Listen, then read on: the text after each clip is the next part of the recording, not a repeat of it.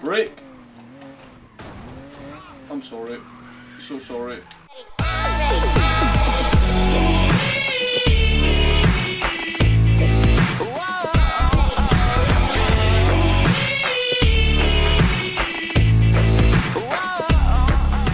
This is Roger for the Payback video, and today we're playing Need for Speed Payback. So this is the game I said I would never play, never buy.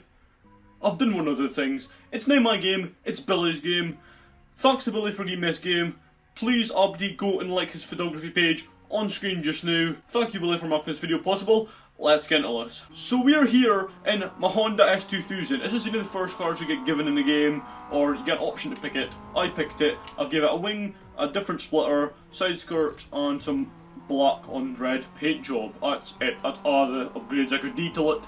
I've also got a few more cars, which I'll go and show you in a sec, but this thing's pretty speedy, like, for just being really stock, to be honest. I've only been playing this game, though, for 2 hours. I started playing it at 9 o'clock this morning. It's 11 o'clock just now. So I'm not really good at this game at all. I've done a bit of the story mode, different bits and pieces, but I've also managed to buy my first official car. Let's go, and I'll show you it. Nice!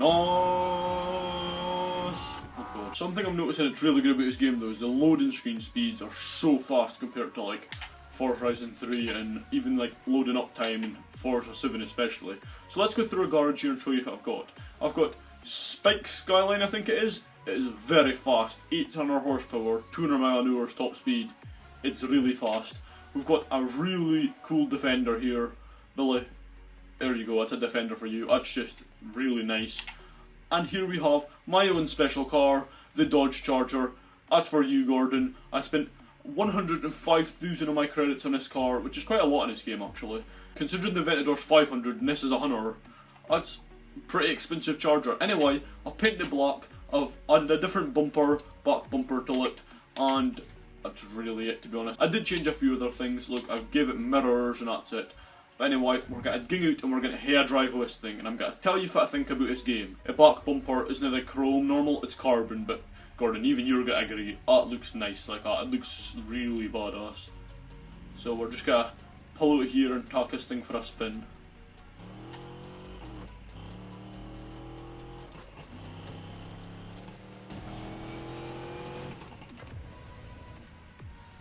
Just such a nice car, like in general, it's just a really nice car. It's quite annoying in this game though that it doesn't need a proper grille, but oh well, the back looks really nice. Anyway, let's get into this video. So, I got a shot of this game, as I said, and I don't know what to say this, but I kinda like it, like, a lot, and it pains me to say this, but at this point in time, Need for Speed is overtaking Forza, because Horizon 3 wasn't as fun as this to play. The story mode in this game is just so good, I just love it. It's like the Horizon 1 story mode. You do heaps of different little races, it leads up to the big race, you beat the person, you get bits for a car, you mark a car, boom. I just love that bit about it, it's such a good story mode. I'm not gonna lie, I'm pretty sure I said in that video that I made ages ago about why me and Gordon weren't buying it, that it wouldn't have a good story mode, but apparently it does so.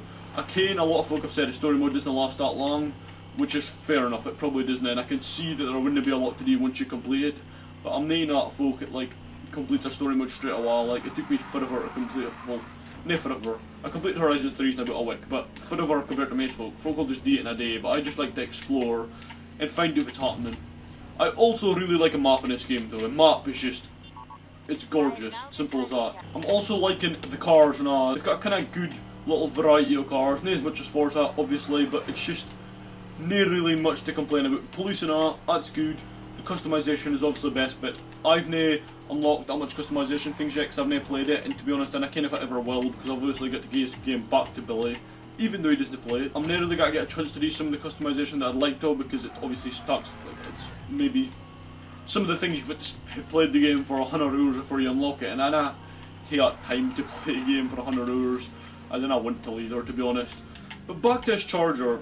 It's just a gorgeous car. Like, if I could have these in real life, well, I would obviously talk it, but I used to always be more a Mustang person, and I think I still am. The all 65 fastbacks, nothing beats them. Like, they're just amazing. Or the all GT350s, the 69s I think it is, or 65, I can't mind. Or 67. And again, they're just I mean, sorry Gordon, but it's Dodge kind of beat him. That's just my personal preference. I kind of Chargers Gordon's glory car, just that Edie loves so much, but aye. For me, all Mustangs, I just love him, but that's good at the same time that we like different Ians, because it means if we're all and we can afford him, and he's got to be going about his Charger, I'm going to be going about my Mustang, and it'll be good. You know what, I hate two Chargers kind of boot. If I want two Chargers, nobody. So he can get the Charger, I can get the Mustang, Abdi's happy. If only. Another thing is the roads in this game, like the textures on them. Like, look at all this sand blowing out the road. It's so cool. Like, I've never been on barely any of the map, or the bits of the map I have been on, I've never been paying attention because I was just trying to do the story mode as fast as possible to get a bit of money. But this roads here, they just look so nice and like. And again, if there was a bit of a better handling model, like it was Forza's handling model on this kind of roads, you'd hear yourself fair game air like. We're now jumping into the good old Nissan GTR, as every American calls it. R34, orange, and I kind of like a paint job to be honest.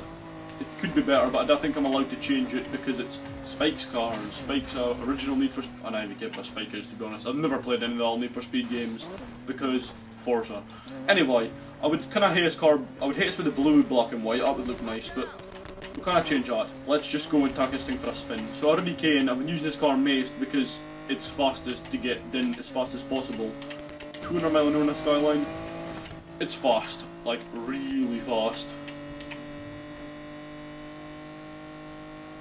Beep. Damn, where'd the morning go? Surprisingly though, considering the fact it's so fast, it stays pretty planted to the ground. Sorry, I need to sort his gears. I've been complaining about this the whole time, even when I wasn't recording. I just didn't like the gears in this game. Why is it white up and B down? That's just not right. It should be X and B in every car game. Forza got it perfectly, and everybody else was like, oh, I don't want to copy them, we're not going to do it. Just do it, it's so much easier. I don't want to be clicking Y to go up a gear, it's just weird. Y in every game should also be to change the camera, because it's so much faster to just flick through your cameras using Y. It seems to be an odd though that this game spends a lot of time at night and all. Like, I feel like the nights last a lot longer than the days, which is not a good thing considering I didn't like 2015 for that reason, that it was always night.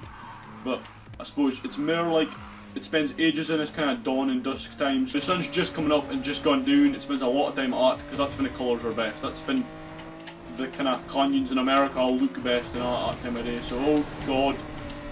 Just about bend the Skyline. When you come out of a tunnel though, it's so bright, like I'm going to start putting my blooming sunglasses on. Brake! I'm sorry. So sorry. So sorry. Another amazing thing about this game is though, it's just the off-roading. Like, you can literally just about go all the way. Like, if I had a car that could go up at cliff face, I don't think a Defender can, but if I had a car that could do that, then it would manage to do that. Like, the game would let you. That's the good thing about it. Okay, you've got the barriers in here, but number one, it's because it's a highway, and two, it's because you wouldn't be able to do anything over there anyway. Why am I keep on crashing? This is my first time playing car games on Xbox for 2 weeks now, okay, so then I complain too much. Anyway, I think I'm going to round off this video here in a minute, because I've kind of just said all the things I wanted to say. I just wanted to say what I thought about it, considering the fact that I'm a hypocrite. Said I wasn't going to play it, and here I am, playing it. I kind of this has been quite a short video, but I want to thank you very much for watching. For me, Need for Speed Payback, I didn't think I would ever say that. For me, Need for Speed Payback, the nice, fast Skyline, Roadrunner 5S5, 10-4. Nos!